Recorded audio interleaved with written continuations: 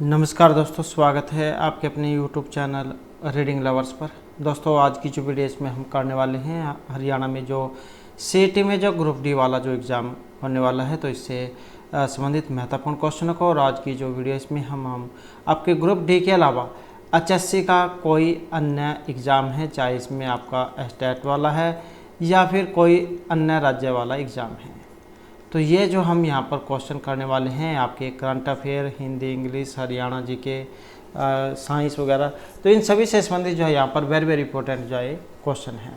और अगर आप हमारी इनसे पहले वाली वीडियो को अगर आप देखना चाहते हैं तो इसे आप हमारे चैनल की प्लेलिस्ट में जाकर देख सकते हैं। तो सबसे पहले जो हमारे यहाँ पर करंट अफेयर से संबंधित जो महत्वपूर्ण क्वेश्चन आ जाते हैं, जिसमें हमारा जो यहाँ पर पहला क्वेश्चन रहेगा, एशिया कप में सर्वाधिक विकेट लेने वाले भारतीय गेंदबाज इनमें से कौन बने हैं? कुलदीप यादव, रविंद्र जडेजा, जसप्रीत बुमराह या फिर मोहम्मद सिराज। तो एशिया कप में सबसे अधिक विकेट लेने वाले भारतीय गेंदबाज, और इनका नाम है रविंद्र जडेजा, जो यहाँ पर ऑप्शन बी में है। उसके बाद जो नेक्स्ट क्वेश्चन आ जाता है, उड़ीसा सरकार ने आगामी एशियाई खेलों में भाग लेने वाले राज्य के एथलीटों को कितने रुपए की वित्तीय सहायता प्रदान करने की घोषणा की है? तो उड़ीसा सरकार ने आगामी एशियाई खेलों में भाग लेने वाले राज्य के एथलीटों को 10, 20, 30 या फिर 40 लाख रुपए की घोषणा, और ये जो घोषणा की गई है 10 लाख रुपए की, जो यहाँ पर ऑप्शन ए में है। उसके बाद जो नेक्स्ट आ जाता है, कौन सी विमान निर्माता कंपनी भारतीय वायुसेना को C-295 परिवहन विमानों की डिलीवरी शुरू कर दी है? तो ये कौन सी विमान निर्माता कंपनी है जिसने भारतीय वायुसेना को C-295 परिवहन विमानों की डिलीवरी शुरू कर दी है? Lockheed Martin, Airbus, Dassault aviation या फिर बोइंग ने? और यहाँ पर देखें तो हमारा सी आंसर रहेगा एयरबस वाला, जो यहाँ पर ऑप्शन बी में है। तो ये विमान निर्माता कंपनी है। उसके बाद जो नेक्स्ट आ जाता है, G20 sustainable finance working group की बैठक कहाँ आयोजित की जा रही है?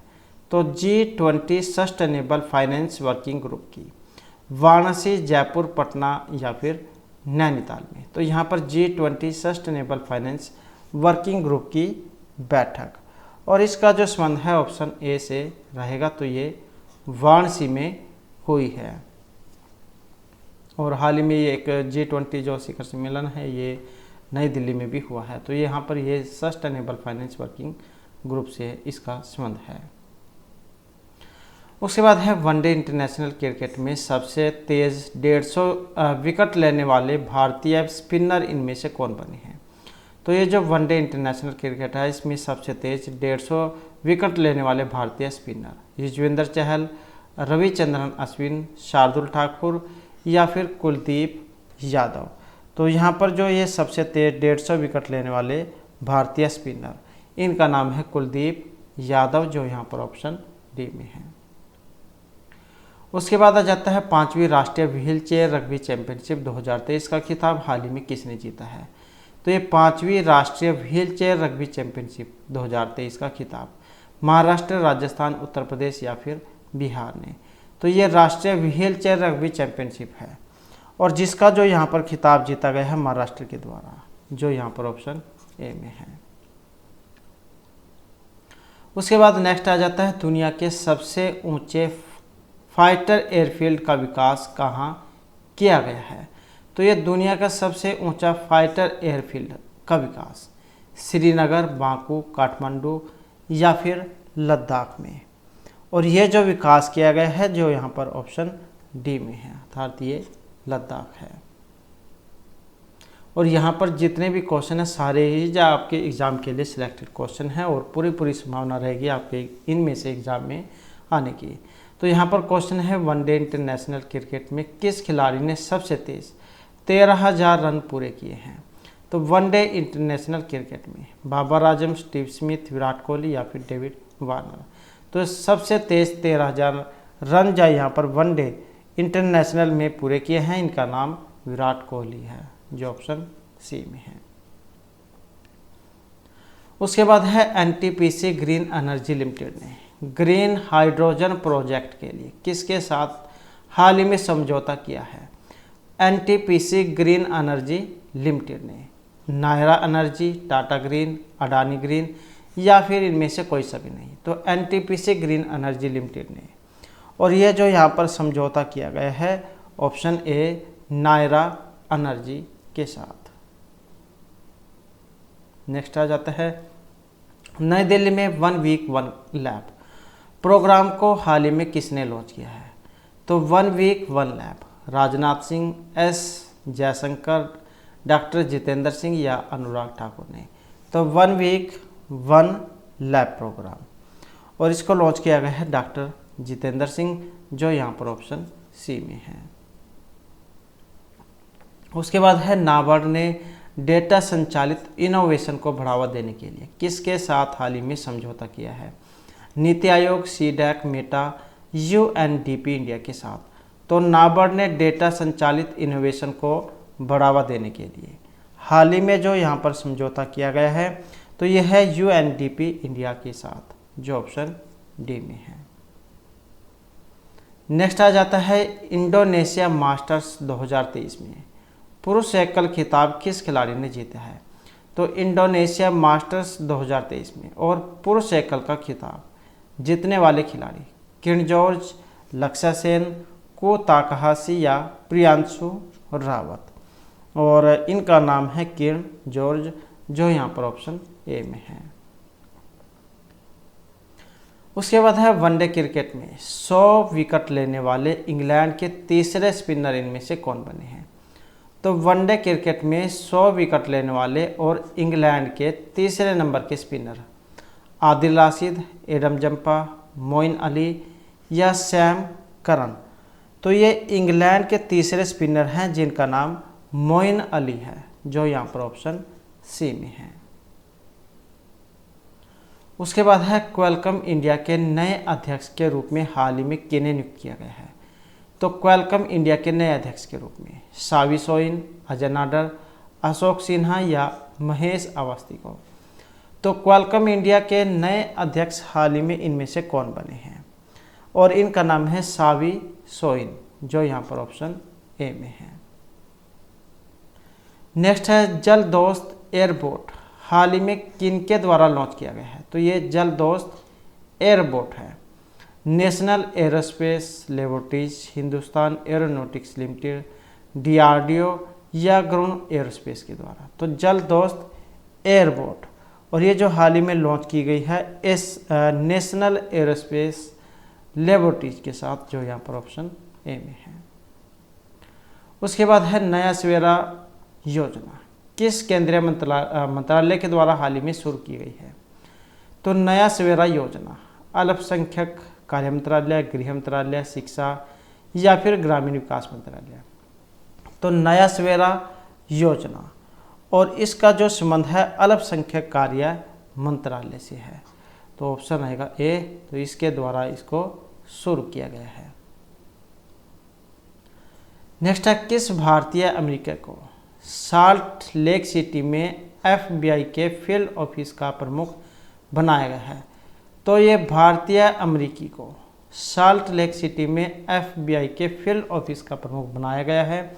सोहिनी सिन्हा, प्रीति कपूर, आंचल रंजन या वर्षा गोपीनाथन, और इनका नाम है सोहिनी सिन्हा, जो ऑप्शन ए में है। उसके बाद है वर्ल्ड सिटीज कल्चर फोरम का हिस्सा बनने वाला पहला भारतीय शहर कौन सा है। तो वर्ल्ड सिटीज कल्चर फोरम का हिस्सा बनने वाला पहला भारतीय शहर कोलकाता, मुंबई, बेंगलुरु या फिर चेन्नई। तो वर्ल्ड सिटीज कल्चर फोरम का हिस्सा बनने वाला पहला भारतीय ये शहर है बेंगलुरु, जो यहाँ पर ऑप्शन सी में है। उसके बाद है किस भारतीय अमेरिकी को अमेरिकी वित्त एजेंसी की उप मुख्य कार्यकारी अधिकारी के रूप में हाल ही में नियुक्त किया गया है। तो किस भारतीय अमेरिकी को अमेरिका वित्त एजेंसी की उप मुख्य कार्यकारी अधिकारी के रूप में हाल ही में नियुक्त किया गया है। सौम्या स्वामीनाथन, प्रीति टंडन, निशा बिस्वाल या गीता गोपीनाथ को। तो हाल ही में जो यहाँ पर नियुक्त किए गए हैं इनका नाम निशा बिस्वाल है, जो ऑप्शन सी में है। उसके बाद है भारत में बाघों की आबादी की वार्षिक अनुमानित वृद्धि दर कितनी है। तो भारत में जो बाघ हैं इनकी आबादी की वार्षिक अनुमानित वृद्धि दर 5.8, 9, 6 या फिर 6.1%। तो इनकी जो अनुमानित वृद्धि दर जो है ये 6.1% है। उसके बाद है दूरसंचार के क्षेत्र में सहयोग स्थापित करने के लिए ट्राई ने किसके साथ हाल ही में समझौता किया है। तो दूरसंचार के क्षेत्र में सहयोग स्थापित करने के लिए मेटा, रिलायंस, गूगल या फिर सी डॉट के साथ। तो दूरसंचार के क्षेत्र में सहयोग को स्थापित करने के लिए ये जो समझौता किया गया है सी डॉट के साथ, जो ऑप्शन सी में है। नेक्स्ट है आयरलैंड के दौरे के लिए भारतीय 2020 जो टीम है इसका कप्तान हाल ही में किन्हें बनाया गया है। हार्दिक पांड्या, जसप्रीत बुमराह, ऋतुराज गायकवाड़ या सूर्य कुमार यादव को। तो आयरलैंड के जो दौरा है इसके लिए भारतीय टीम का कप्तान हाल ही में जो बनाया गया था इनका नाम जसप्रीत बुमराह है, जो यहाँ पर ऑप्शन बी में है। नेक्स्ट है डीजीसीए ने ड्रोन ट्रेनिंग के लिए कितने रिमोट पायलट ट्रेनिंग ऑर्गेनाइजेशन को मंजूरी दी है। किसने डीजीसीए ने ड्रोन ट्रेनिंग के लिए रिमोट पायलट ट्रेनिंग ऑर्गेनाइजेशन को मंजूरी 53, 63, 73 या 83 और इनकी जो संख्या है ये 63 है। तो ये तो जो हमारे यहाँ पर जो करंट अफेयर से संबंधित महत्वपूर्ण क्वेश्चन थे। अब हम यहाँ पर हमारे जो अन्य जो सब्जेक्ट हैं उनसे संबंधित क्वेश्चन हम देख लेते हैं। तो यहाँ पर जो हमारे साइंस से संबंधित जो क्वेश्चन आ जाते हैं, जिसमें हमारा क्वेश्चन है निम्नलिखित कथनों पर विचार कीजिए। समान समय के लिए लगाया गया समान बल विभिन्न पिंडों में समान संवेग परिवर्तन करता है। किसी पिंड के संवेग परिवर्तन की दर आरोपित बल के व्युत्क्रम अनुपाती होती है। यह बल को न्यूटन किलोग्राम में भी मापा जा सकता है। तो यहाँ पर कथन वाला क्वेश्चन है और इसमें जो ऑप्शन ए को ही सही माना गया है। तो यहाँ पर जो इसकी डिटेल हम देख लेते हैं। तो यहाँ पर एक सत्य है, क्योंकि समान समय के लिए लगाया गया समान बल विभिन्न पिंडों में समान संवेग परिवर्तन करता है। तो कथन 2 और 3 यहाँ पर असत्य है। न्यूटन की गति विषयक द्वितीय नियम के अनुसार किसी वस्तु के संवेग परिवर्तन की दर उस पर लगने वाले असंतुलित बल के अनुक्रम अनुपाती होती है, जो यहाँ पर बताया गया है। तो ये इसका फार्मूला है। यहाँ संवेग में परिवर्तन और टी ये परिवर्तन में लगा समय और बल का मात्रक फिर ये मीटर सेकंड पावर 2 या न्यूटन। उसके बाद है निम्नलिखित में से कौन सा न्यूटन के द्वितीय नियम का एक उदाहरण है। तो न्यूटन का जो दूसरा नियम था, क्रिकेट के खेल के मैदान में क्षेत्र रक्षक को तेजी से आ रही गेंद को लपकते समय हाथ को पीछे की ओर खींचना, ऊंची कूद वाले मैदान में खिलाड़ियों का कुशन या बल पर कूदना, किसी तीव्र गति की कैरम की गोटी से टकराकर डेरी के सबसे नीचे वाली गोटी ही डेरी से बाहर आती है। तो कौन सा यहाँ पर न्यूटन का दूसरा नियम है? और आंसर है ऑप्शन बी वाला। तो 1 और 2 को यहाँ पर माना गया है। तो यहाँ पर जो इनकी जो डिटेल है वो हम देख लेते हैं। तो 1 और 2 को यहाँ पर दूसरा नियम माना गया है न्यूटन का। तो क्रिकेट का जो मैच है इसके दौरान मैदान में क्षेत्र रक्षक अर्थात गेंद को लपकते समय हाथ को पीछे की ओर खींचता है और इस प्रकार से क्षेत्र रक्षक गेंद के वेग को शून्य करने के लिए अधिक समय लगाता है, जिससे गेंद में संवेग परिवर्तन की दर कम हो जाती है और तेज गति से आ रही गेंद का प्रभाव हाथ पर कम पड़ता है। इसी प्रकार ऊंची कूद वाले मैदान में खिलाड़ियों के बालू या कुशन पर कूदने से संवेग शून्य होने में कुछ देर लगेगी, जिससे उनके पैर में चोट नहीं आएगी। तो इस प्रकार से जो दोनों उदाहरण हैं ये न्यूटन के दूसरे नियम को दिखाते हैं। और तीसरा जो है यहाँ पर न्यूटन के गति के प्रथम नियम का उदाहरण हैं। तो ये कि किसी तीव्र गति की कैरम की गोटी या स्ट्रक्चर से टकराकर डेयरी के सबसे नीचे वाले गोटी ही डेयरी से बाहर होती है। जैसे आपने कैरम खेली होगी, उसमें इस प्रकार से जो है गिट्टियाँ ऊपर नीचे रख देती है। जब आप जो निचले वाली जो गिट्टी है इस पर जब आप मारते हैं तो ये निचले वाली जो है निकल जाती है और ऊपरले वाली ऐसी ही रह जाती है। तो ये जो है यहाँ पर प्रथम नियम न्यूटन का बताया गया है। उसके बाद है निम्नलिखित कथनों पर विचार कीजिए। दो पिंडों के बीच परस्पर बल सदैव समान और एक दिशा में होता है। क्रिया तथा प्रतिक्रिया बल एक वस्तु पर कार्य करते हैं। तो कथन यहाँ पर कौन सा सही है? और यहाँ पर जो ऑप्शन डी को माना गया है, अर्थात यहाँ पर कोई सा भी जो है इनमें सही नहीं माना गया है। तो यहाँ पर जो इनकी डिटेल हम देख लेते हैं। तो यहाँ पर कोई सा भी सही नहीं माना गया है, क्योंकि न्यूटन का जो गति का तृतीय नियम है, इसके अनुसार जब कोई वस्तु किसी दूसरी वस्तु पर बल लगाती है तब दूसरी वस्तु भी पहली वस्तु पर विपरीत दिशा में बल लगाती है। एक वस्तु द्वारा लगाया गया बल क्रिया तथा दूसरी वस्तु द्वारा लगाए गए बल पर प्रतिक्रिया करता है।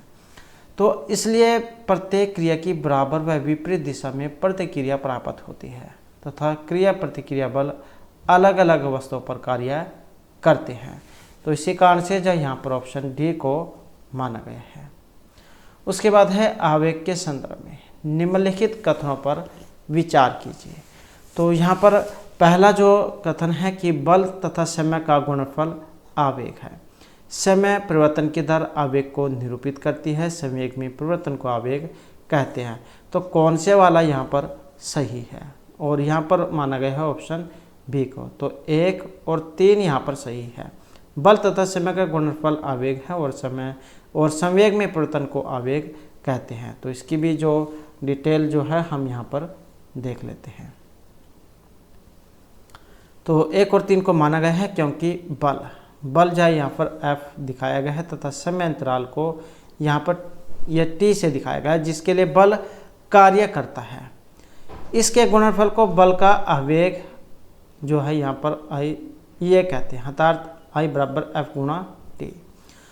आवेग संवेग प्रमेय के अनुसार किसी बल का आवेग उस बल द्वारा उत्पन्न संवेग में परिवर्तन के बराबर होता है, जबकि जो यहाँ पर दो कथन दो जो दिया गया है ये असत्य है, क्योंकि संवेग परिवर्तन की दर आरोपित बल को निरूपित करती है। तो इसी कारण से यहाँ पर ऑप्शन 1 और 3 को माना गया है।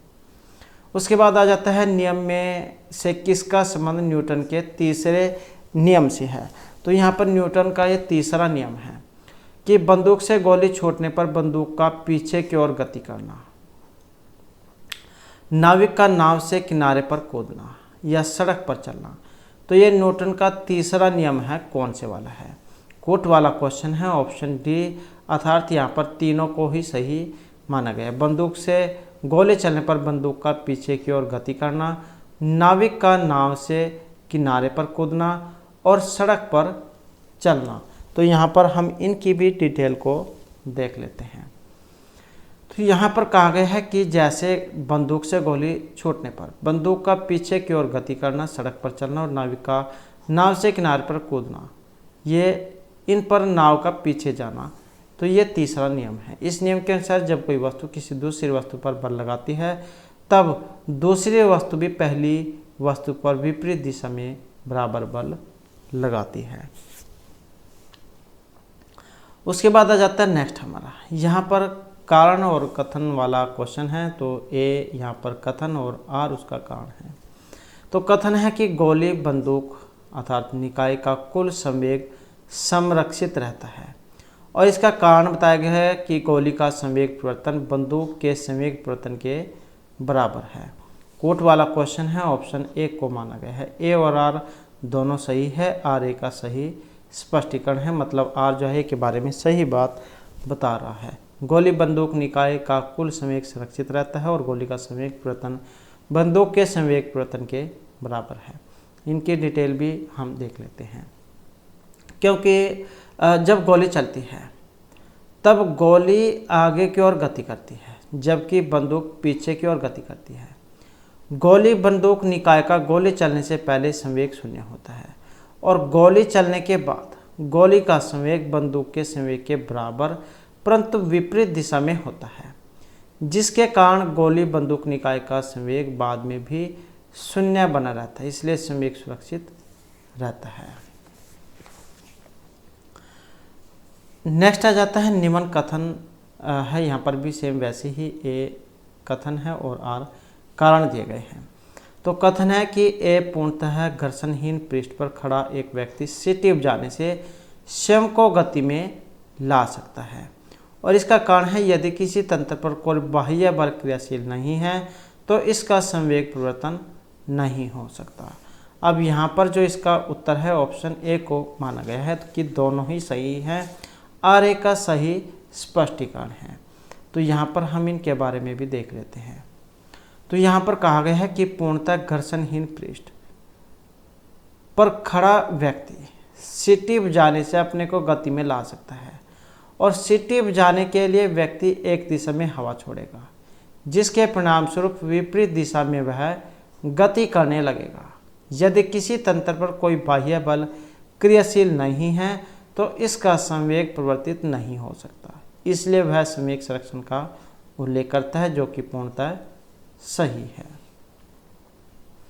उसके बाद है यदि घर्षण न हो तो वस्तु जो गतिशील है अपनी दिशा में परिवर्तन करेगी, अपनी चाल को परिवर्तित करेगी, गति की अवस्था में रहेगी या अपनी गति की अवस्था को विरामावस्था में परिवर्तित करेगी।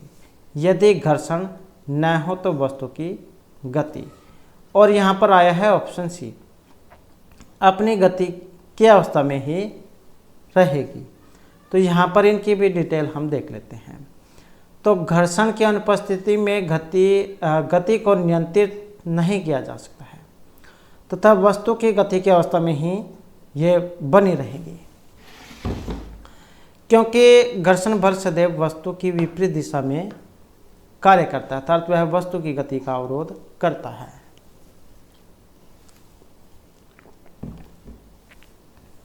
उसके बाद जो नेक्स्ट है, सड़क पर चलने की अपेक्षा बर्फ पर चलना कठिन है, ये क्यों है?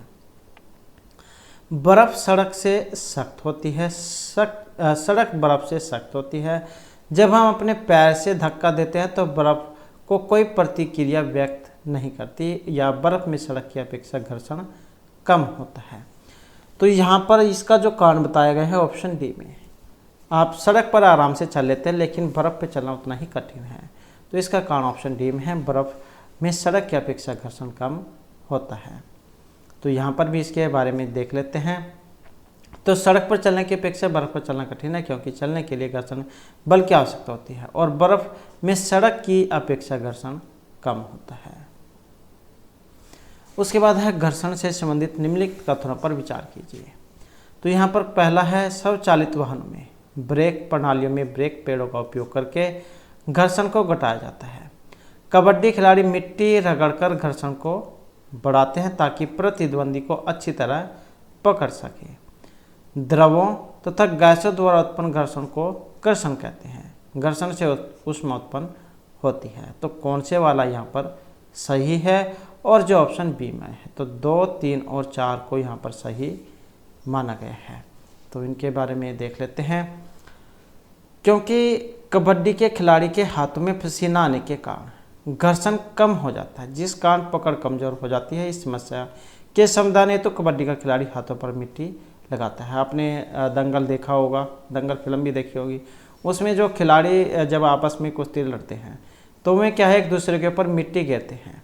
तो इसका कारण यही है क्योंकि उसे जब पसीना आ जाता है और पसीने के कारण उनकी जो पकड़ है वो कम हो जाती है, और उसको सही करने के लिए जो हमें एक दूसरे के ऊपर मिट्टी गिरते हैं ताकि पसीना ना आए और पकड़ अच्छी बनी रहे। उसके बाद है, द्रवों तथा गैसों द्वारा उत्पन्न घर्षण को कर्षण कहते हैं तथा घर्षण के कारण ही माचिस की तिल्ली को रगड़ने पर वह आग उत्पन्न करती है। इसलिए घर्षण से ऊष्मा उत्पन्न होती है। नेक्स्ट है यहाँ पर जो कथन 1 है इसको सत्य बताया गया, क्योंकि स्वचालित वाहनों में ब्रेक प्रणालियों में ब्रेक पेड़ों का उपयोग करके घर्षण को बढ़ाया जाता है ताकि ब्रेक लगाने पर वाहन रुक जाए। उसके बाद आ जाता है नेक्स्ट हमारा, यहाँ पर भी कथन का क्वेश्चन है, कथन पर विचार कीजिए। पहला है लोटनिक घर्षण सर्पी घर्षण से अधिक होता है। सर्पी घर्षण स्थैतिक घर्षण से कम होता है, स्थैतिक घर्षण लोटनिक घर्षण से कम होता है। बॉल बेयरिंग सर्पी घर्षण को लोटनिक घर्षण में परिवर्तन कर देते हैं। तो कौन से वाला यहाँ पर सही है, और जो ऑप्शन सी में है 2 और 4 यहाँ पर इसमें माने गए। सर्पी घर्षण स्थैतिक घर्षण से कम होता है और बॉल बेयरिंग सर्पी घर्षण को लोटनिक घर्षण में परिवर्तन कर देता है। तो यहाँ पर इसकी डिटेल दी गई है। सर्पी घर्षण का मान स्थैतिक घर्षण से कम होता है, क्योंकि जब कोई वस्तु किसी पृष्ठ पर सरकती है तो उसके पृष्ठ के संपर्क बिंदुओं को उतना समय नहीं मिल पाता कि इस तरह के संपर्क बिंदुओं में धंस सके। जब एक वस्तु किसी पृष्ठ के ऊपर लुढ़कती है तो उनके संपर्क पृष्ठों के मध्य कार्य करने वाले घर्षण को लोटनिक घर्षण कहते हैं। बॉल बेयरिंग की सहायता सर्पी घर्षण को लोटनिक घर्षण में परिवर्तन किया जाता है। तो 1 और 3 को गलत माना गया है, क्योंकि लोटनिक घर्षण का मान सर्पी घर्षण तथा स्थैतिक घर्षण से कम होता है, जिस कारण वस्तु को सरकने की अपेक्षा लुढ़कना बहुत आसान होता है। उसके बाद आ जाते हैं यहाँ पर कथन और निष्कर्ष वाला क्वेश्चन है। कथन है भरी हुई गाड़ी को चलाने में उसे चलमान रखने के लिए आवश्यक ताकत से अपेक्षाकृत अधिक ताकत से धक्का देना पड़ता है। इसका यहाँ पर निष्कर्ष दिया गया है। किसी चाल्यमान वस्तु का भार कम होता है, प्रारंभ में पहिए फिसलने लगते हैं, एक बार गाड़ी चल जाने के बाद घर्षण कम होता है, अभ्यास से निपुणता प्राप्त होती है। तो यहाँ पर कौन सा निष्कर्ष सही माना गया है, और यहाँ पर जो इसके बारे में कि कथन यहाँ पर जो है कि भरी हुई गाड़ी को चलाने में उसे चलमान रखने के लिए आवश्यक ताकत से अपेक्षाकृत अधिक ताकत से धक्का देना पड़ता है। तो इसका ऑप्शन जो है सी में माना गया है कि एक बार गाड़ी चल जाने के बाद घर्षण कम हो जाता है। जैसे आपने ये देखी होगी जो रेलगाड़ी होती है रेल, तो जब शुरू में चलाते हैं तब उसी समय जब उसको ज़्यादा बल की ज़रूरत होती है, लेकिन जब वो एक बार उसकी गति बन जाती है तब वो अपनी जो हवा के जोर से ही चलती रहती है। तो सेम वैसे ही यहाँ पर भी है, एक बार गाड़ी चल जाने के बाद घर्षण कम हो जाता है। तो भरी हुई गाड़ी को चलाने में उसे चलमान रखने के लिए आवश्यक ताकत से अपेक्षाकृत अधिक ताकत से धक्का देना पड़ता है, क्योंकि एक बार गाड़ी चल जाने के बाद घर्षण कम हो जाता है। तो सेम प्रक्रिया यहाँ पर रेलगाड़ी की भी है। एक बार चलाने में ही उसे लगाओ या कोई भी भारी वाहन हो, एक बार जब उसको धक्का देने में ही ज़्यादा जोर लगता है, उसके बाद तो वो अपनी गति से ही चलती रहती है। तो जब वस्तु स्थिर अवस्था में होती है उस पर स्थैतिक घर्षण बल कार्य करता है, और जब वस्तु गतिमान अवस्था में होती है तब उस पर गतिक घर्षण बल कार्य करता है, और गतिक घर्षण बल का मान स्थैतिक घर्षण से कम होता है। उसके बाद है यहाँ पर निम्नलिखित में से अभिकेंद्र बल से संबंधित कौन सा कथन सही है। तो यह अभिकेंद्र बल से है। पहला जो रहेगा कि साइकिल सवार का वृत्तीय मोड़ पर मुड़ना, सूर्य के चारों ओर किसी ग्रह का गति करना, या डोरी से बंधे कण की क्षैतिज वृत्त में गति। तो अभिकेंद्र बल का उदाहरण कौन सा है, कौन सा सही है, और ऑप्शन माना गया है डी, अर्थात यहाँ पर तीनों को सही माना गया है। तो इनके भी बारे में देख लेते हैं क्या कहा गया है। तो अभिकेंद्रीय बल से संबंधित कथन यहाँ पर सारे सही है। तो वृत्तीय गति करते हुए पिंड पर एक बल कार्य करता है जिसकी दिशा सदैव वृत्त के केंद्र की ओर रहती है, और इस बल को अभिकेंद्र बल कहते हैं। जैसे ये दूध बुलाते हैं तो उसमें गोल गोल घूमती है, या जो वॉशिंग मशीन है उसमें कपड़े धोते हैं, तो ये सारे के सारे जो है सुखाने वाली, तो यह अभिकेंद्र बल जो उसके आधार पर कार्य करती है। तो जब वृत्ताकार पथ पर साइकिल सवार मुड़ता है तो साइकिल को अभिकेंद्र बल टायरों तथा सड़क के मध्य विद्यमान घर्षण बल से प्राप्त होता है। सूर्य के चारों ओर ग्रह की गति में गुरुत्वाकर्षण बल द्वारा अभिकेंद्र बल प्राप्त होता है, और डोरी से बंधे कण की क्षैतिज वृत्त में गति के दौरान अभिकेंद्र बल डोरी में उत्पन्न तनाव द्वारा प्रदत्त होता है। तो ये तो जो हमारे यहाँ पर साइंस से संबंधित क्वेश्चन थे, और अब हम यहाँ पर जो हमारे जो सामाजिक जो है राजनीति विज्ञान उससे संबंधित जो क्वेश्चन है उनको हम देख लेते हैं। तो यहाँ पर जो हमारा पहला जो क्वेश्चन है कि भारत सरकार अधिनियम 1935 में अंतर्विष्ट अनुदेश प्रपत्र इंस्ट्रूमेंट ऑफ इंस्ट्रक्शन को वर्ष 1950 में भारत के संविधान के किस रूप में समाविष्ट किया गया था। मूल अधिकार, राज्य के नीति निर्देशक तत्व, राज्य की कार्यकारी शक्ति का विस्तार या भारत सरकार के कार्य का संचालन। तो भारत सरकार अधिनियम 1935 के अंतर्निष्ठ अनुदेश प्रपत्र को वर्ष 1950 में भारत के संविधान के किस रूप में प्रविष्ट किया गया था, और यह था ऑप्शन डी वाला, भारत सरकार के कार्य का संचालन के रूप में। उसके बाद है केंद्र में जो द्वैध शासन किस अधिनियम के अंतर्गत स्थापित किया गया है। तो द्वैध शासन 1909 का जो अधिनियम था, भारत सरकार अधिनियम 1911, 35 या फिर 47। तो ये द्वैध शासन किस अधिनियम के अंतर्गत स्थापित किया गया है, और ये किया गया है 1935 के अनुसार। उसके बाद है निम्नलिखित में से कौन अगस्त 1946 में गठित प्रथम अंतरिम राष्ट्रीय सरकार का सदस्य नहीं था। तो 1946 में गठित प्रथम अंतरिम राष्ट्रीय सरकार का सदस्य नहीं था। सी राजगोपालाचारी, एस राधाकृष्णन, डॉक्टर राजेंद्र प्रसाद या फिर जगजीवन राम। और यहाँ पर जो इसमें आए हैं ये जो ऑप्शन सी में है, तो ये डॉक्टर एस राधाकृष्णन थे, जो 1946 में गठित प्रथम अंतरिम सरकार जिसका सदस्य नहीं थे। उसके बाद है इनमें से किस अधिनियम के अंतर्गत भारतीय विधान परिषद को बजट पर बहस करने की शक्तियाँ प्राप्त हुई है। तो ये कौन सा अधिनियम है जिसके अंतर्गत भारतीय विधान परिषद को बजट पर बहस करने की शक्ति प्राप्त है। भारत परिषद अधिनियम 1861, 92, 1909 या फिर 1919। और ये है इनमें से ऑप्शन बी वाला 1892। तो इसके अंतर्गत जो भारतीय विधानसभा को बजट पर बहस करने की शक्ति प्राप्त हुई है।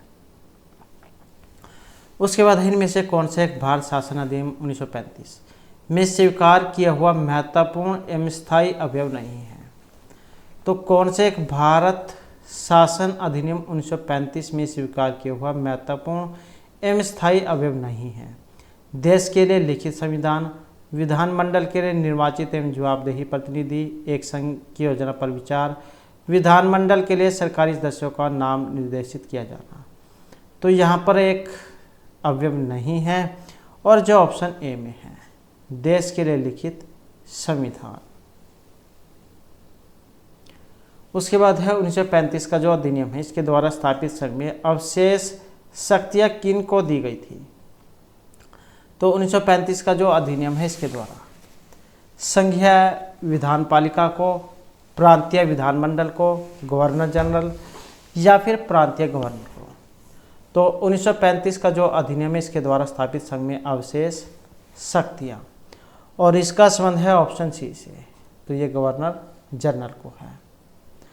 उसके बाद है भारतीय विधानपालिका प्रथम बार द्विसदनीय बनाई गई थी। 1892 का जो काउंसिल एक्ट के द्वारा, 1909, 19 या फिर 1919 का भारत सरकार अधिनियम के द्वारा। तो भारतीय विधानपालिका प्रथम बार द्विसदनीय बनाई गई थी, और ये अधिनियम था ऑप्शन सी 1919 का। उसके बाद है राष्ट्रपति की अध्यादेश निर्गत करने की शक्ति प्रेरित है। भारत सरकार अधिनियम 1919, 9, 35 या फिर 1947। तो राष्ट्रपति की अध्यादेश निर्गत करने की शक्ति, और इसमें जो हमारा यहाँ पर आंसर रहेगा ऑप्शन सी वाला, तो यह है भारत सरकार अधिनियम 1935।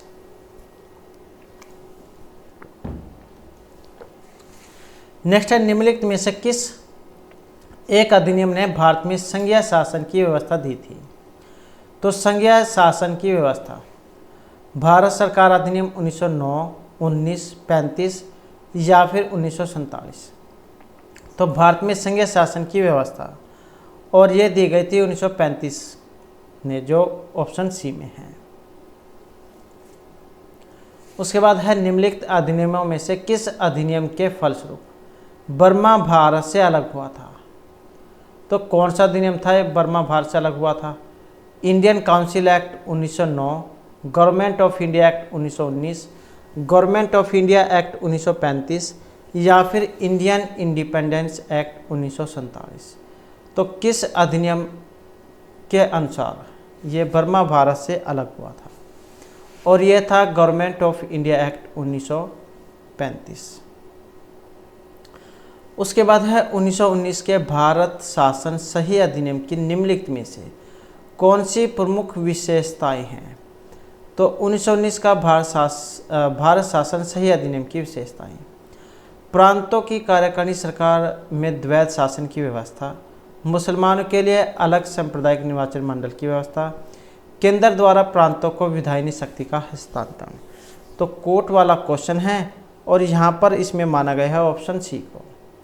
तो यहाँ पर 1 और 3 को माना गया है। तो 1919 का भारत शासन सही अधिनियम की विशेषताएं: प्रांतों की कार्यकारिणी सरकार में द्वैत शासन की व्यवस्था और केंद्र द्वारा प्रांतों को विधायिनी शक्ति का हस्तांतरण। उसके बाद है कैबिनेट मिशन योजना के अंतर्गत संविधान निर्मात्री परिषद में प्रत्येक प्रांत को आवंटित सदस्य संख्या निर्धारित करने के लिए एक प्रतिनिधि कितनी जनसंख्या के अनुपात में था। तो कैबिनेट मिशन योजना के अंतर्गत 8 लाख, 12, 10 या फिर 15 लाख व्यक्ति। और यहाँ पर जो ये संख्या है ऑप्शन रहेगी बी वाली। तो ये थी ₹10 लाख व्यक्ति। उसके बाद है 1946 में बनी अंतरिम सरकार में डॉक्टर राजेंद्र प्रसाद के पास कौन सा विभाग था। तो 1946 में बनी अंतरिम सरकार में रक्षा मंत्रालय, विदेश मामले तथा राष्ट्रमंडल संबंध, खाद्य तथा कृषि या इनमें से कोई सा भी नहीं था। तो 1946 में बनी अंतरिम सरकार में राजेंद्र जो है डॉक्टर राजेंद्र प्रसाद इनके पास, तो इसमें से जो है खाद्य और कृषि विभाग इनके पास था। उसके बाद है भारतीय संविधान में केंद्र और राज्य के बीच शक्तियों के बंटवारे की व्यवस्था निम्नलिखित में से किस योजना में की गई है।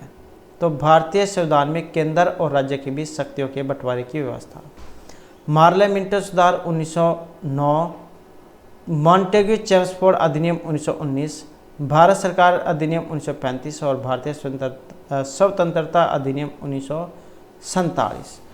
तो यहाँ पर जो इसमें संख्या है जो ऑप्शन सी में आई है तो ये थी 1935 वाली। तो भारत संविधान में केंद्र और राज्य के बीच शक्तियों के बंटवारे की व्यवस्था जो योजना है ये भारत सरकार अधिनियम 1935 वाली है। तो ये हमारे यहाँ पर राजनीति से संबंधित जो है भारतीय संविधान से संबंधित कुछ क्वेश्चन थे। और अब हम जो नेक्स्ट हमारा सब्जेक्ट है उसको हम करेंगे। तो जिसमें हमारा क्वेश्चन है सबसे पहले हिंदी से। तो क्वेश्चन है हिंदी में प्रत्येक वर्ग के अंतिम वर्ण का उच्चारण स्थान क्या है। हिंदी में प्रत्येक वर्ण के अंतिम वर्ण का उच्चारण स्थान दंत, नासिका, तालु या फिर कंठ। और यहाँ पर माना गया है ऑप्शन सी वाला। तो ये नासिका है, यमगण म, यमगण। उसके बाद है निम्नलिखित में से सही वर्तनी का चयन कीजिए।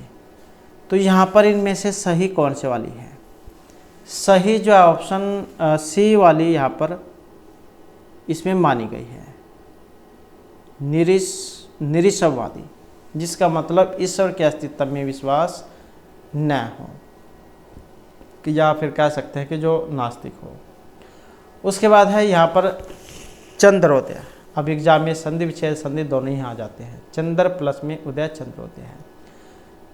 यहाँ पर अ और उ में कौन सी संधि होगी। वृद्धि, गुण, दीर्घ या यण संधि। तो यहाँ पर जो इसमें संधि है ऑप्शन बी वाली है। तो यहाँ पर क्या है, इसमें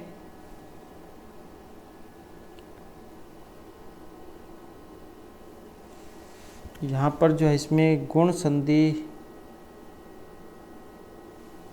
जो है यहाँ पर इसमें रहेगी ऑप्शन सी वाली, क्योंकि अ और उ में ओ गुण होता है। तो इसमें जो हमारा ऑप्शन जो है ये सी वाला हो जाएगा, क्योंकि अ और उ को ओ गुण होता है। उसके बाद आ जाता है निम्न में से शब्द विदेशी है। तो यहाँ पर इसमें कौन सा शब्द है जो विदेशी है। मयूर, वचन, मील या मध्य है।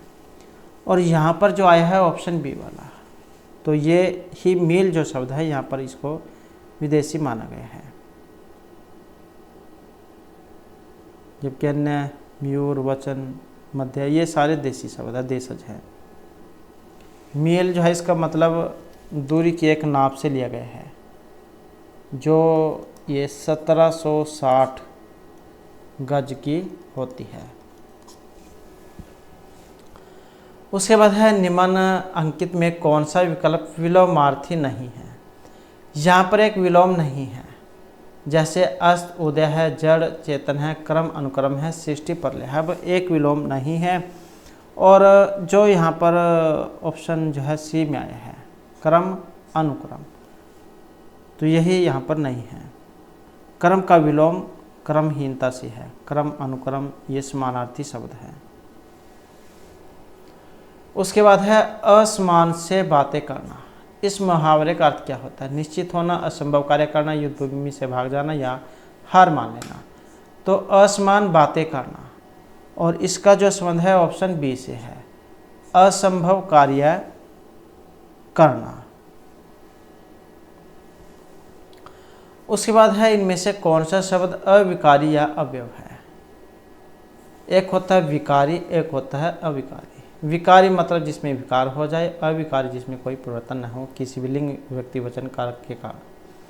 तो वही आपने बताना है विकारी वाला, पीला, धीरे से, पर्वत या पूजनीय। तो यहाँ पर जो आया है ऑप्शन सी वाला, धीरे से, यही यहाँ पर माना गया है।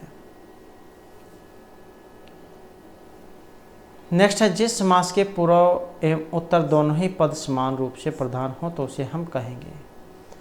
तो इसमें पूर्व और उत्तर दोनों ही पद प्रधान होते हैं। अब ये जो यहाँ पर ऑप्शन सी ऑप्शन डी में है, क्योंकि द्वंद्व समास जो है इसमें होते हैं पूर्व और उत्तर दोनों ही पद प्रधान। तत्पुरुष में द्वितीय पद होता है, बहुब्री में अन्य पद प्रदान होता है, द्विगु में सुर में संख्यावाची शब्द दिया गया होता है। उसके बाद है काव्य शास्त्र के अनुसार रसों की संख्या कितनी है? 8 है, 9 है, 10 है या फिर 7 है। तो काव्य शास्त्र के अनुसार जो रस हैं ये कितने होते हैं? काव्य शास्त्र के अनुसार रसों की बात करें तो ऑप्शन रहेगा बी वाला। तो 9 रस होते हैं, श्रृंगार, हास्य, करुण, रौद्र, वीर, भयानक, विभत्स, अद्भुत और शांत रस। तो ये 9 रस माने गए हैं। उसके बाद है करुण रस का स्थायी भाव कौन सा होता है? उत्साह, रति, शोक या फिर हास्य। तो करुण रस का स्थायी भाव, और इसका होता है ऑप्शन बी वाला। तो ये शोक है, किसी प्रिय वस्तु अथवा प्रिय के नाश के कारण उत्पन्न वाली हृदय की व्याकुलता, तो यही होती है शोक। तो ये तो हमारे हिंदी से क्वेश्चन थे, और अब हम यहाँ पर हमारे इंग्लिश से संबंधित जो क्वेश्चन है उनको भी देख लेते हैं। और जिसमें हमारा जो यहाँ पर पहला क्वेश्चन जो है, four alternative ways of converting the direct speech in direct speech are suggested for each following sentence, find out the correct one. तो यहाँ पर इसमें आपने सही जो है इसका बताना है। तो जिसमें don't go near the water children she said, तो इसका जो है यहाँ पर कौन से वाला इसमें बनेगा? तो इसमें जो यहाँ पर बना है ऑप्शन डी वाला, she want the children not to go near the water. उसने बच्चों को पानी के पास न जाने की चेतावनी दी। उसके बाद identify the correct form of for a phrase out of the given choices as the complete following sentence. Hardly, rather, her home, when he, rain started. तो यहाँ पर है बारिश शुरू होने पर बड़ी ही मुश्किल से अपने घर पहुंची। सी, डिड सी, हैड सी या सी हैड। तो यहाँ पर इसमें हम देखें तो ऑप्शन माना गया है बी को, hardly had she reached her home when she rain started.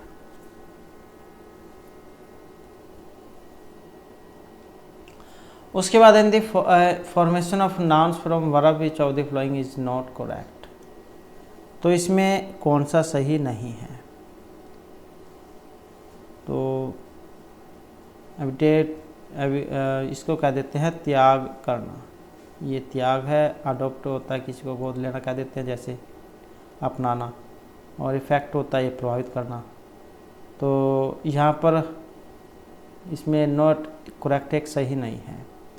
और जो यहाँ पर सही नहीं है ऑप्शन बी वाला एब्डिकेट, यही यहाँ पर सही इसका नहीं है, क्योंकि ये त्याग इसका मतलब होता है अपहरण करना, त्याग करना, त्याग। और ये अपनाना, यह मतलब किसी को गोद लेना कह देते हैं, प्रभावित करना, दिखावा। तो ये जो ऑप्शन बी वाला जो है एब्डिकेट, यही अलग है।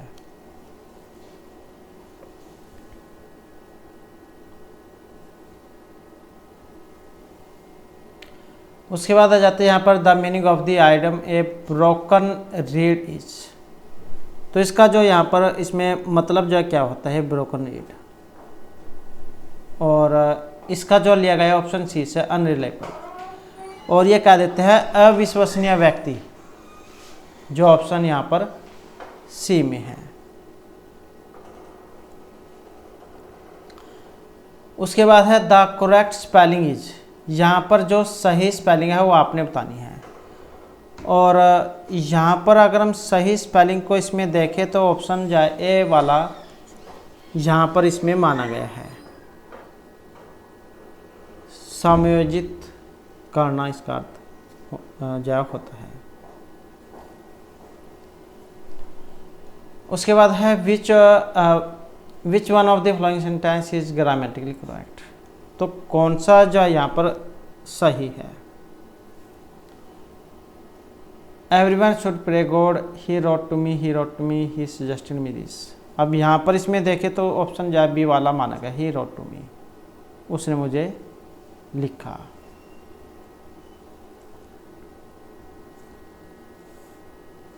क्योंकि राइट टू समबॉडी का यहाँ पर प्रयोग हुआ है।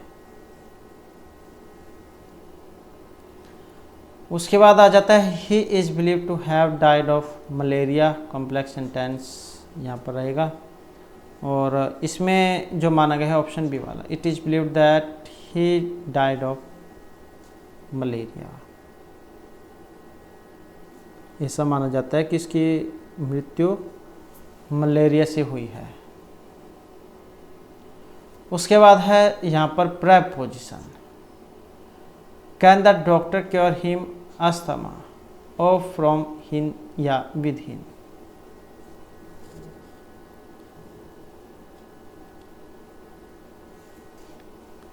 तो can the doctor cure him asthma, क्या डॉक्टर उसका जो दमा है अस्थमा ये ठीक कर सकता है। तो यहाँ पर इसमें देखें तो ऑप्शन जो है ए वाला माना गया है, can the doctor cure of asthma.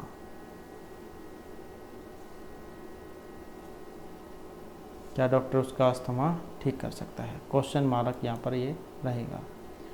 उसके बाद आ जाता है चौथी option which is the closest meaning of the word, तो कैपिटल्स मॉडरेट। तो ये जो यहाँ पर दिया गया है इसका पास का आपने बताना है। और इसका जो यहाँ पर इसमें रहेगा जो ऑप्शन ए में आया है, नॉट एक्सट्रीम, मतलब जो चरम में नहीं है। उदारवादी का जो सही साइनों में जो होता है ये नॉट एक्सट्रीम होता है, जो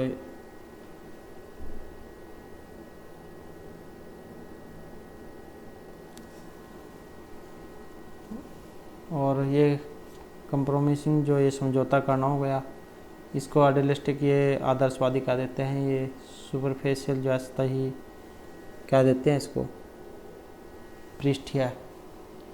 तो ऑप्शन ए जो है यहाँ पर इसका आएगा ये। उसके बाद आ जाता है अपोजिट, इसका अपोजिट क्या बनेगा, ओपन, सीक्रेट, सीरियस।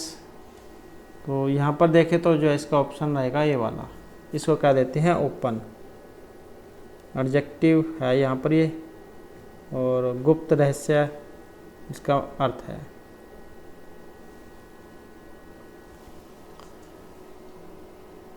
उसके बाद आ जाता है हमारे यहाँ पर हरियाणा सामान्य ज्ञान से संबंधित महत्वपूर्ण क्वेश्चन। जिसमें पहला क्वेश्चन है हरियाणा का गठन किस आंदोलन के कारण हुआ था।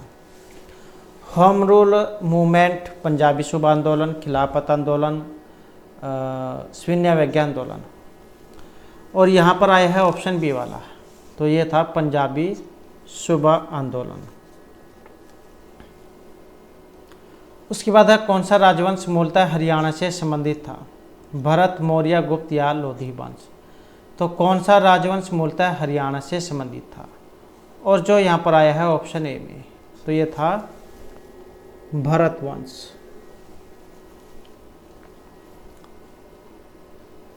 उसके बाद आ जाता है निम्नलिखित में से किसने पाकिस्तान की अवधारणा का विरोध किया और पंजाब विधानसभा में अलग समूह का गठन किया था। मुंशी किशन आज़ाद, अल्लामा मोहम्मद इकबाल, चौधरी श्यामलाल या सर छोटू राम। और ये थे चौधरी छोटू राम। उसके बाद है महमूद गजनवी ने हरियाणा के थानेसर पर आक्रमण किया था। 1054, 1492 या 1263 में। तो महमूद गजनवी ने हरियाणा के थानेसर पर आक्रमण किया था और ये किया गया था 1014 ईस्वी में। उसके बाद है हरियाणा का एक स्थान लोहगढ़ निम्न में से किस शासक की राजधानी रहा है। महाराणा रणजीत सिंह, यादवेंद्र सिंह, बाबा बंदा सिंह बहादुर या किसी की भी नहीं। तो हरियाणा का एक स्थान है लोहगढ़। ये इनमें से किस शासक की राजधानी रहा है, और ये रहा है जो ऑप्शन सी में है, बाबा बंदा सिंह बहादुर की। उसके बाद है पुरातन काल में सिरसा को किस नाम से जाना जाता था। सौरिभ, बिभीरा, सिरसवा या सरिसिका। तो सिरसा को किस नाम से जाना जाता था, और यहाँ पर आया है ऑप्शन डी वाला, सरिसाका के नाम से इसको जाना जाता था, या सिरसा पट्टन भी कह देते हैं। उसके बाद है हरियाणा में पंजाबी भाषा को बढ़ावा देने के लिए इसे राज्य की भाषा बनाया गया है। पहली, द्वितीय, तृतीय या चतुर्थ। तो हरियाणा में पंजाबी भाषा को बढ़ावा देने के लिए तो यहाँ पर कौन सी भाषा का इसे दर्जा दिया गया है, और ये दर्जा दिया गया है द्वितीय का। उसके बाद है भारत में हरियाणा को किसके संदर्भ में 20वें स्थान पर रखा गया है। आबादी, साक्षरता, भूक्षेत्र या वन आवरण के आधार पर। तो भारत में हरियाणा को किसके संदर्भ में 20वें स्थान पर रखा गया है, और इसमें रहेगा ऑप्शन बी वाला, तो ये भू क्षेत्र के आधार पर है। और एक जो है ये क्षेत्रफल वाला क्वेश्चन जरूर एग्जाम में आ जाता है, तो इसका क्षेत्रफल है 44,212 वर्ग किलोमीटर हरियाणा का। उसके बाद है हरियाणा राज्य में कुल 4 अलग अलग पाई जाती है। पर्वत श्रृंखलाएं, नदी प्रणाली, भौगोलिक विशेषताएं या राजनीतिक डिवीजन। तो हरियाणा राज्य में कुल 4 अलग अलग पाई जाती हैं, और जो ऑप्शन सी में आई है तो ये भौगोलिक विशेषताएं हैं।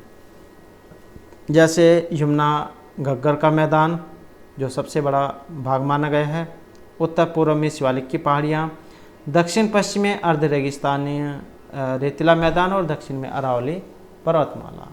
तो इस प्रकार से 4 भागों में इसको बांटा गया था।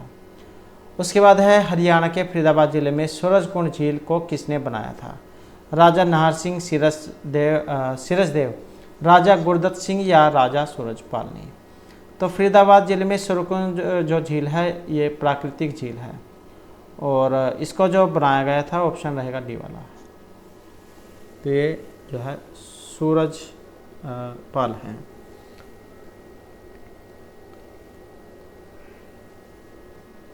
और ये जो झील है कहाँ पर है, ये भी क्वेश्चन एग्जाम में आता है, तो ये फरीदाबाद में है। ये जो है यहाँ पर सूरजपाल जो है इनके द्वारा बनाई गई है। प्राकृतिक तो शायद यहाँ पर ये नहीं है, तो ये सूरजपाल जो है इनके द्वारा बनाई गई थी 10वीं शताब्दी में।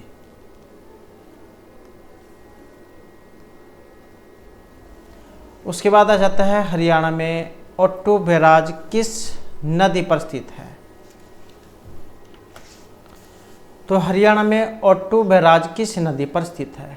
टांगरी, यमुना, साहिबी या फिर घग्गर हकरा पर। तो ये जो ओट्टू बैराज ये कौन सी नदी पर है, और यहाँ पर हमारा आंसर रहेगा ऑप्शन सी, तो ये घग्गर हकरा नदी पर है, जो ये सिरसा जो है इससे लगभग 8 किलोमीटर दूर है। और ये जो बैराज इसको धनूर झील जलाशय के नाम से भी जाना जाता है।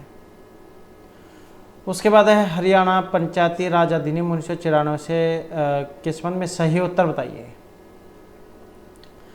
धारा 212 राज्य चुनाव आयोग के निर्माण से संबंधित है। 211 राज्य चुनाव आयोग के निर्माण से संबंधित है। धारा 211 राज्य चुनाव आयोग के निर्माण से संबंधित है। ये 214 राज्य चुनाव आयोग के निर्माण से संबंधित है। तो यहाँ पर सही बताना है और सही जो ऑप्शन ए वाला है यहाँ पर क्या धारा 212 राज्य चुनाव आयोग के निर्माण से संबंधित है।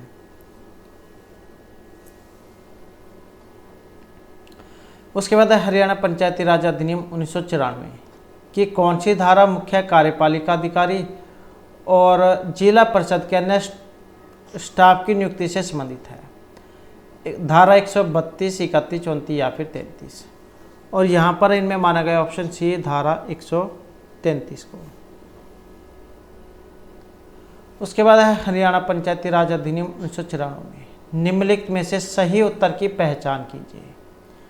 तो यहाँ पर किससे संबंधित है? अधिनियम 1994 से संबंधित सही। अध्याय XX चुनाव से संबंधित प्रावधानों से संबंधित है और जिला परिषद के पर्यवेक्षण से संबंधित है। वित्त और कराधान से संबंधित है। जिला परिषद के कर्तव्य कार्य से संबंधित है। और यहाँ पर जो इसमें आएगा ऑप्शन ए वाला अध्याय XX चुनाव से संबंधित प्रावधानों से संबंधित है। उसके बाद आ जाता है हरियाणा पंचायती राज अधिनियम 1994 की कौन सी धारा विकास योजना से संबंधित है। धारा 233, 49, 43 या 238। तो कौन सी पंचायती राज अधिनियम 1994 की कौन सी धारा विकास योजना से संबंधित है और इसका संबंध रहेगा ऑप्शन बी धारा 249। उसके बाद है इनमें से कौन सी मिट्टी हरियाणा में नहीं पाई जाती है। पर्वत की मिट्टी, कच्छार की मिट्टी, लाल या काली मिट्टी। तो कौन सी मिट्टी हरियाणा में नहीं पाई जाती है। और इसमें देखें तो जो हमारा ऑप्शन जो है डी वाला रहेगा, तो ये काली मिट्टी है।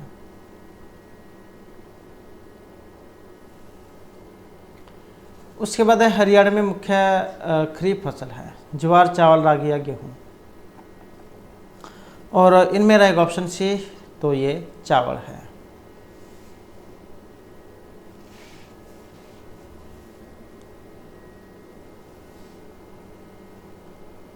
उसके बाद है हरियाणा का कौन सा जिला गेहूं का सबसे बड़ा उत्पादक है। सिरसा, अंबाला, भिवानी या करनाल। तो इनमें है सिरसा, जो ऑप्शन ए में है।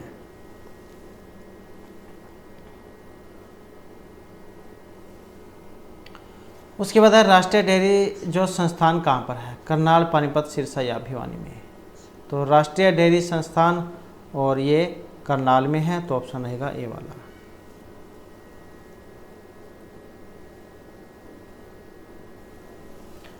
उसके बाद आ जाता है उच्चतम दक्षता वाली सिंचाई प्रणाली। स्प्रिंकलर सिस्टम, चेक बेसिन, बाढ़ या ड्रिप सिस्टम।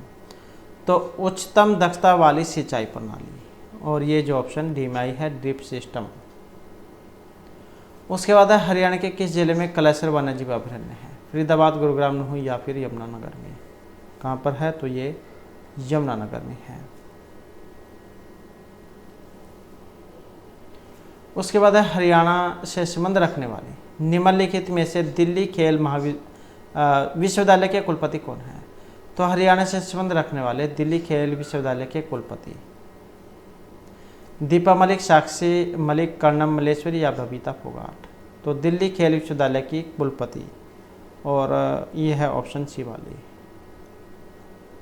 कर्णम मल्लेश्वरी। उसके बाद है श्याम सतसई, ये रचना है मोहम्मद सरवार, संतोख सिंह, तुलसीराम शर्मा या दीदार सिंह की। तो श्याम सतसई यहाँ पर रचना है और ये तुलसीराम शर्मा की है।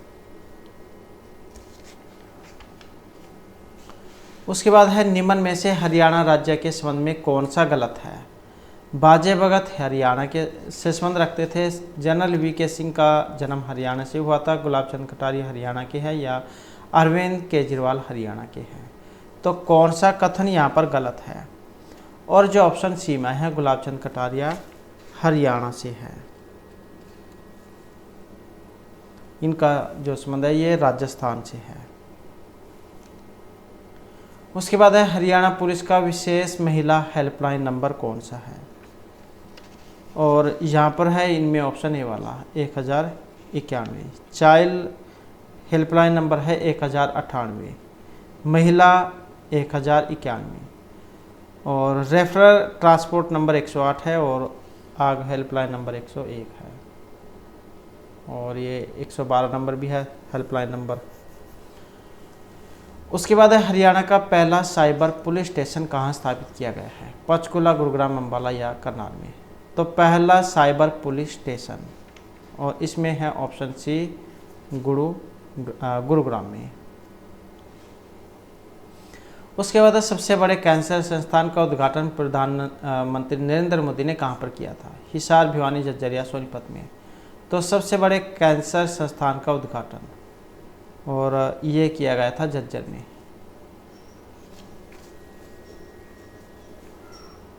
उसके बाद है वर्ष डैश में चंडीगढ़ को भारत का पहला धुआं रहित नगर घोषित किया गया था, 2002, 7, 4 या 18 में। तो चंडीगढ़ को भारत का पहला धुआं रहित नगर घोषित किया गया था, और ये था वर्ष 2007 में। उसके बाद है हरियाणा राज्य की एक घटना पर बनी फिल्म NH10 की अभिनेत्री इनमें से कौन थी, अनुष्का शर्मा, करीना कपूर, परिणीति चोपड़ा या मल्लिका शेरावत। हरियाणा राज्य की एक घटना पर बनी फिल्म NH10 की अभिनेत्री, और ये थी इनमें से ऑप्शन ए वाली अनुष्का शर्मा। उसके बाद है चंडीगढ़ के जो उच्च न्यायालय भवन का डिजाइन ये तैयार किया गया था, एडविन लुटियंस, ले कॉर्बुजियर, लॉरी बेकर या दोनों के द्वारा, ए और बी। तो इसका जो संबंध है ऑप्शन बी से रहेगा, तो ये थे ले कॉर्बुजियर। और पुस्तक कौन सी है इनकी पुस्तक का नाम है द रेडिएंट सिटी, और एक फ्रांसीसी वास्तुकार थे। और ये जो नई दिल्ली का जो भवन था, संसद राष्ट्रपति भवन, इसका भी डिजाइन इन्होंने बनाया था।